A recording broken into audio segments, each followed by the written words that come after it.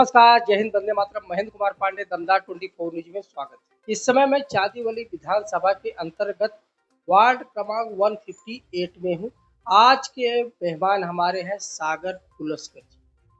सागर पुलस्कर जी के बारे में ऐसे यूँ कहें तो ये जमीनी स्तर के नेता हैं और लोगों के दुख दर्द को बहुत अच्छी भली भांति समझते हैं।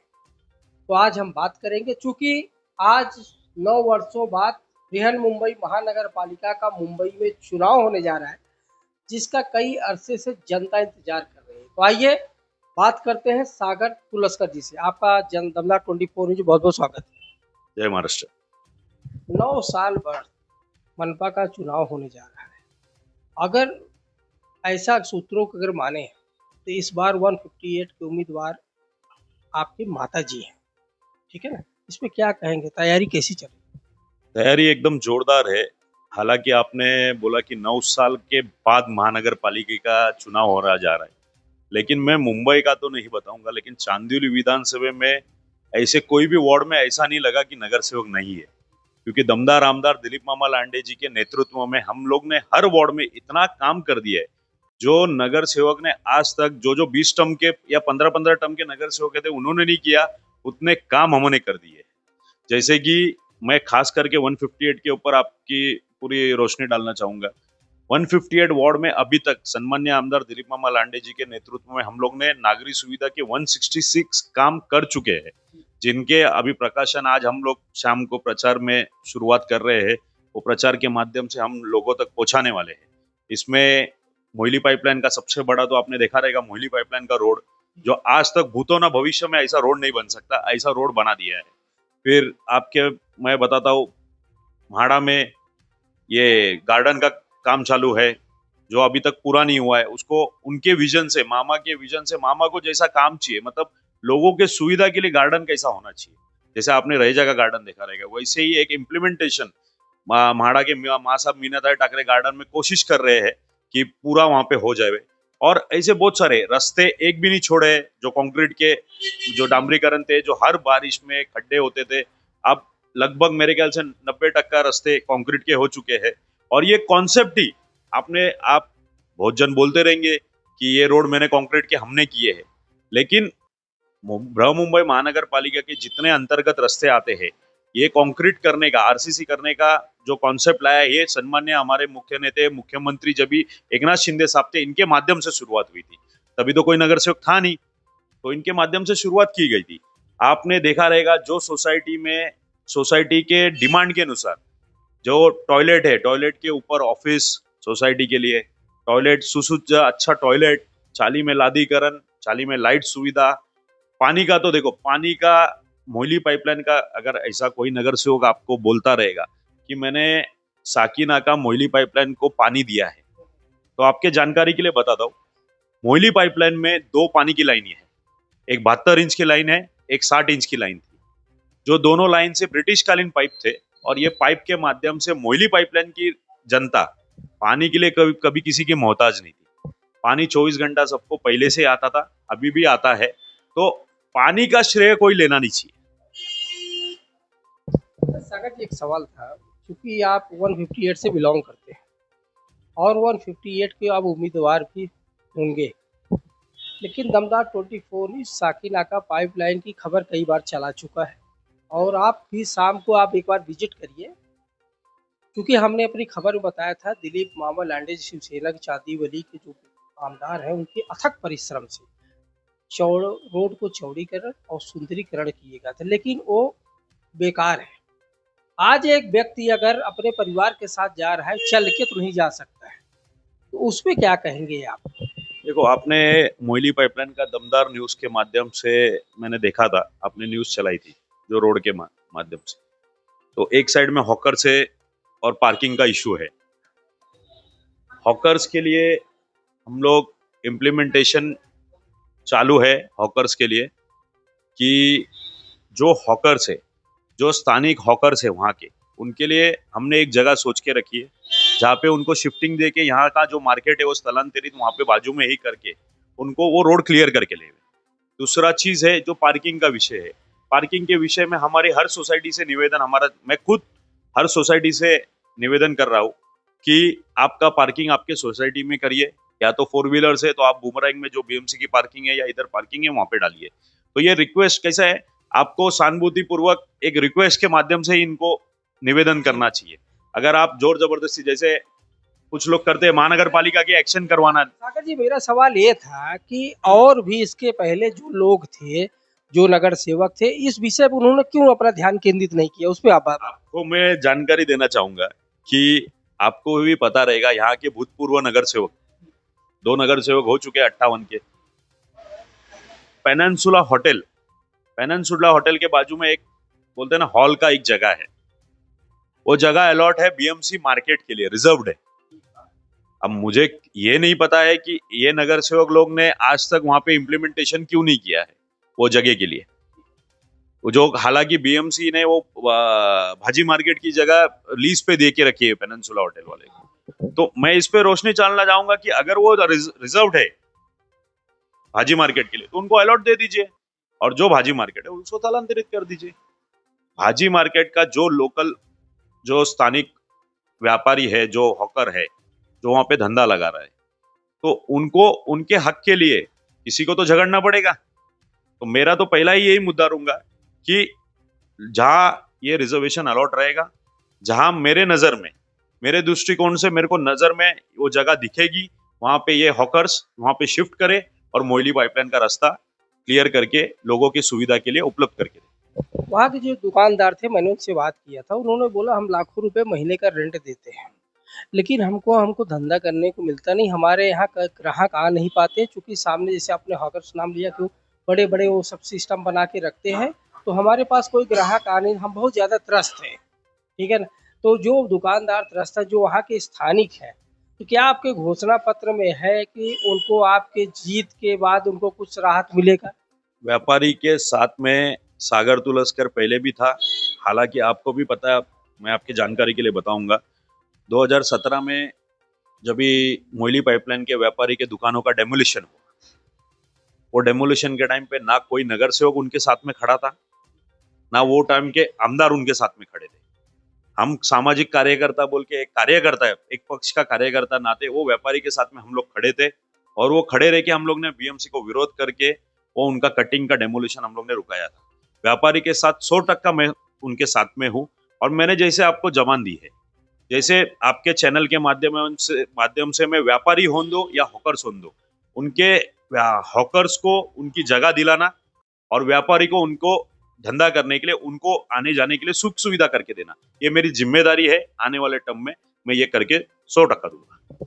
दूसरा एक अहम सवाल है, चूंकि चांदीवली विधानसभा हलफ दिलीप मामा लांडे ने मुद्दा उठाया, ऐसे एक विधायक थे जो जिन्होंने सदन विधानसभा में मुद्दा उठाया था नशा पे।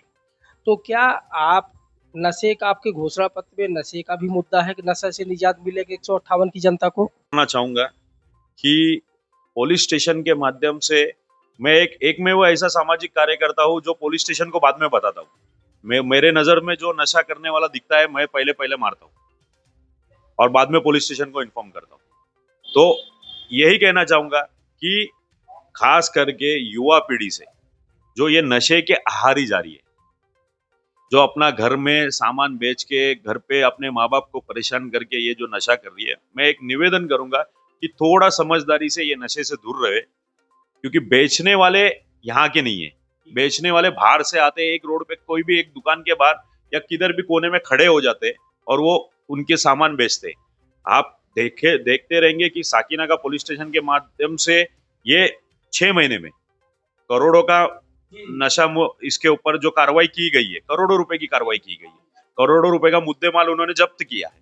लेकिन एक नागरिक बोल के ये मेरी भी जिम्मेदारी है, दमदार न्यूज से भी मैं आप निवेदन करूंगा या स्थानिक जनता से भी निवेदन करूंगा कि अगर ऐसा कुछ अनुचित प्रकार किधर घट रहा हो तो आप कंप्लेंट करने के एवजी उस जगह का वीडियो रिकॉर्डिंग करिए, वो लोकेशन सेंड करिए, हम लोग उसमें पूर्व से आकर करेंगे कि उस पर एक्शन हो और ये चीज पे रोक लगी जाए। साकर जी, आम जनता कहती है कि अगर हम ऐसा कुछ करने जाते हैं तो पुलिस हमको उतना जो है मान सम्मान नहीं करती, पुलिस से हमको डर रहता है।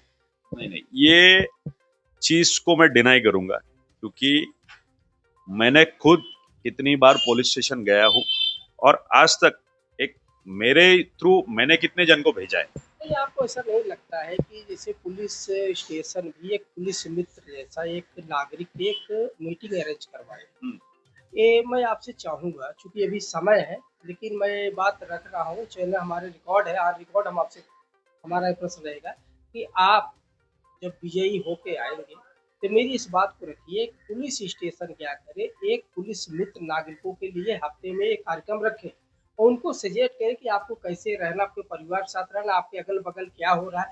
इससे सागर जी क्या होगा कि आपके वार्ड में जो क्राइम नेशन बढ़ेगा, उसपे काफ़ी जो है बंदिशें लगेंगी। इस पे आप कार्य ज़रूर करें। मैं आपको बताना चाहूँगा, हमारे पुलिस स्टेशन के इसके पहले के सीनियर शिंदे साहब थे। अभी हमारे सीनियर यादव जी है। सुनील यादव जी से हमारी चर्चा भी हुई है। 2 विषय पे मैंने उनको एक शाश्वती दी है और मैं आपके चैनल के माध्यम से जनता को ही शाश्वती दूंगा कि मोइली पाइपलाइन हो या कोई भी एरिया हो, एक सीसीटीवी फुटेज, सीसीटीवी कैमरे के माध्यम से जीतने के बाद नगर सेवक के नाते मेरी स्थानिक जनता का एक रिस्पॉन्सिबिलिटी बोल के मैं सबसे पहला ये कैमरा इम्प्लीमेंटेशन पुलिस स्टेशन के सहायता से इनके साथ मिलके हम लोग करेंगे, जिससे पुलिस स्टेशन को ही उनके ऊपर मतलब जो गतिविधियां होती है उस पर नजर रखी जाए। क्योंकि आज देखिए मोइली पाइपलाइन पे रोड बन गया है, लाइटें लग गई है, सब कुछ अच्छा हो गया, लेकिन एक कैमरा नहीं है। तो कैमरा सबसे पहला इम्प्लीमेंटेशन करेंगे पुलिस स्टेशन को लेके। और सुनील सर जी जैसे मेरा एक बात भी हुआ है कि जैसे हफ्ते भर में नहीं तो 1 महीने में एक बार कुछ सेलेक्टेड नागरिक अपन एक अपॉइंट करेंगे पुलिस मित्र बोल के, जैसे उनके है सिस्टम में, तो वो करके एक पुलिस मित्र जी टीम की हर महीने में एक बार इस विषय पे या अलग विषय पे, सब विषय पे पुलिस स्टेशन और इनकी एक मीटिंग होनी चाहिए जॉइंट, और डिस्कशन होना चाहिए कि क्या इससे बेटर होना चाहिए और किस पे रोक लगनी चाहिए। मैं आपको आपका ध्यान केंद्रित करना चाहूँगा, चूँकि ये हम नया चीज़ नहीं लेके आ रहे हैं। हम्म, ये चूँकि नासिक के जो सीपी थे ना, उन्होंने इस पे रुझान किया और काफ़ी इस पे जो है बंदिशें हुई। जब एक आम नागरिक रहता है, अब देखिए पुलिस भी कोई भगवान नहीं है, नहीं वो भी है। हमारे आपके जैसे इंसान ही है। अगर आम जनता, कोई भी अगर कुछ भी होता है तो जनता के बगल में कोई रुकता है, रहता है, कैसे भी रहता है, तो जनता जो है अगर बराबर उसको अगर कवर मिलेगा पुलिस से, तो अगर ऐसा काम आप नागरिक करती है तो इसमें बहुत ही जल्दी जो है नशा हो, चाहे आपराधिक गतिविधियां हो, इस पे बहुत जल्दी निजात मिलेगी। देखिए, नागरिकों को इसमें सतर्कता रहनी चाहिए, क्योंकि मैं आपको बताना चाहूंगा कि एक उदाहरण दूंगा। एक चाली का ही उदाहरण है। वो चाली में एक रेंट ओनर जो यहाँ रहते नहीं है, रूम मालिक जो रहते हैं घनसोली में, उन्होंने रेंट पे एक फैमिली को रूम दे दिया। अब वो फैमिली का लड़का ही ये अम्ली पदार्थ बेचता था। तो ये रूम रेंट पे देने के टाइम पे भी वो रूम ओनर या चाली का सोसाइटी का भी जवाबदारी ये रहता है कि आपको देखना चाहिए कि आप रूम किसको दे रहे हो भाड़े पे। और खास करके मैं आपके चैनल के माध्यम से सभी नागरिकों को एक आह्वान करूंगा कि आप रूम भाड़े पे देने के टाइम पे जो पुलिस, अपने को पुलिस वेरिफिकेशन करना जरूरी रहता है कि ये भाड़ोतरी और अपना वो करना जरूरी है। क्योंकि इससे क्या होता है, जब भी आप पुलिस स्टेशन में भी जाते हो तो पुलिस वाले सबसे पहला यही सवाल करते हैं कि आपने हमारे साथ में वो जो फॉर्म आता है वो वेरीफाइड करके रखा है क्या। और ये जो गैर जिम्मेदार नागरिक है वही ये काम करते हैं। खास करके मैं सोसाइटी का बात बता रहा था आपको कि वो सोसाइटी में रेंट पे दिया है, वो तो यहाँ रहते नहीं थे, वो घनसोली में रहते थे। जब भी उनको वो सोसाइटी ने कंप्लेंट की तो उन्होंने ये कहा कि हमें तो पता नहीं है। लेकिन जब भी लाइव वहाँ चाली में सोसाइटी में कैमरा लगे थे, वो बेचते टाइम वो कैमरा फुटेज में आ गया और पकड़ा गया, तभी वो सोसाइटी के मालिक, वो रूम के मालिक को मालूम पड़ा और उसने फिर वो रूम खाली करवाया। तो एक सोसाइटी और सोसाइटी में रहने वाले सभी नागरिकों की और साकिनाका की सब जनते की भी जिम्मेदारी है। जितना प्रशासन और पुलिस स्टेशन को अपन जिम्मेदार पकड़ते हैं, उससे डबल जिम्मेदारी अपने लोगों की है। जैसे लोगों को एक बोलते हैं ना, मराठी में कहावत है की शिवाजी जन्माला यावा पण आपल्या घरात नाही, समोरच्याच्या घरात। मतलब जवाबदारी लेना नहीं है। अगर जिम्मेदारी अपन खुद लेंगे तो ये सोसाइटी को क्लीन नीट स्वीप अपन कर सकते हैं। और ये सब अपने सोसाइटी की जिम्मेदारी है, ना लोक प्रतिनिधि की अकेले की जिम्मेदारी है, ना पुलिस स्टेशन की है, ना नगर सेवक की है, ना आमदार की है। ये सबको मिलके एक हाथ से, एक मुट्ठी से, एक साथ मिलके ये काम करना पड़ेगा। तो मेरा एक सवाल रहेगा कि आप हमारे चैनल के माध्यम से 158 की जनता को कुछ संदेश या कुछ आह्वान करना चाहेंगे आप? आपके चैनल के माध्यम से एक ही आह्वान करना चाहूंगा कि हालांकि अभी इलेक्शंस है, तो मैं पूरी जनता को एक ही अपील करूंगा कि 20 साल आपने एक आदमी को चांस दिया है। अगर 20 साल में 20 साल वो आदमी काम करने के बाद में भी 166 काम हमको तो करने पड़ते हैं, तो मैं यही बोलना चाहूंगा कि बहुत सारे काम पेंडिंग है और ये काम सन्मान्य आमदार दिलीप मामा लांडे जी के नेतृत्व में, अगर एक पार्टी का नगर सेवक शिवसेना धनुष्यबाण चिन्ह पे, अगर नगर सेवक भी धनुष्यबाण चिन्ह पे होगा तो काम करने में ज्यादा फैसिलिटीज मिलेंगी, काम ज्यादा गतिविधियों से होगा। और विश्वास रख के धनुष्यबाण चिन्ह पे विश्वास रखिए और ये आने वाले इलेक्शंस में हमको सहायता करिए और चुन के दीजिए। बहुत बहुत धन्यवाद वार्तालाप करने के लिए। जैसे हमारे दर्शकों को हम बताना चाहेंगे कि इस समय वार्तालाप करने के लिए सागर तुलस्कर जी थे, जो शिव सैनिक हैं और इस समय विकास की धारा 158 वार्ड में बहा रहे हैं और हमारे चैनल के माध्यम से 158 की जो जनता है, जो जिसको बोलते हैं आज जन सेवक बनने को तैयार है, लेकिन जनता का आशीर्वाद मांग रहे हैं। 20 वर्षों तक किसी और को आपने आशीर्वाद दिया, एक बार हमको भी सेवा का अवसर दीजिए। देखिए, चुनाव आज मनपा का हो रहा है, लेकिन सागर तुलस्कर आज कई वर्षों से जनता के बीच में जनता के सुख दुख को बांट रहे हैं और उनके विकास के कार्य को कर रहे हैं। तो आप ऐसे ही दमदार 24 न्यूज़ साथ बने रहिए, हर खबर आप तक। जय हिंद, वंदे मातरम।